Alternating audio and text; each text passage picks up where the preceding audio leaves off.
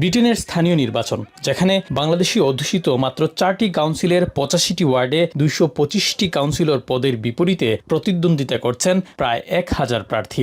এর মধ্যে বাংলাদেশি বংশোদ্ভূত প্রার্থী 297 জন। ব্রিটিশ রাজনীতিতে বাংলাদেশি কমিউনিটির মানুষের অংশগ্রহণ তাদের রাজনৈতিক পরিপক্কতার সুস্পষ্ট প্রতিফলন হিসেবে দেখছেন রাজনৈতিক বিশ্লেষকরা।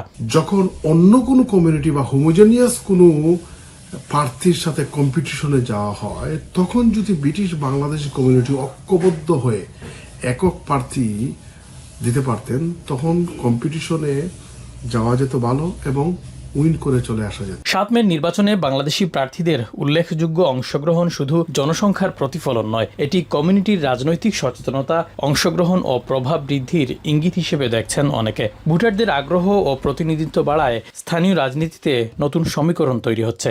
মূলধারার যে রাজনৈতিক দলগুলো রয়েছে, তারা কিন্তু খুব র্যান্ডম মানুষকে যে নমিনেশন দিচ্ছেন বা মনোনয়ন দিচ্ছেন তা না।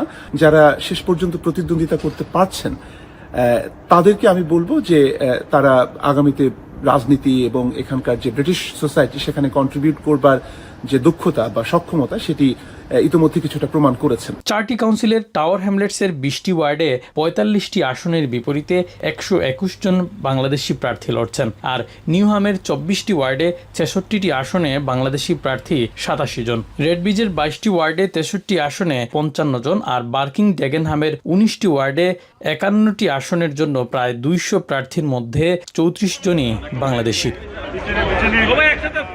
শরীফুল ইসলাম চৌধুরী, এখন, লন্ডন।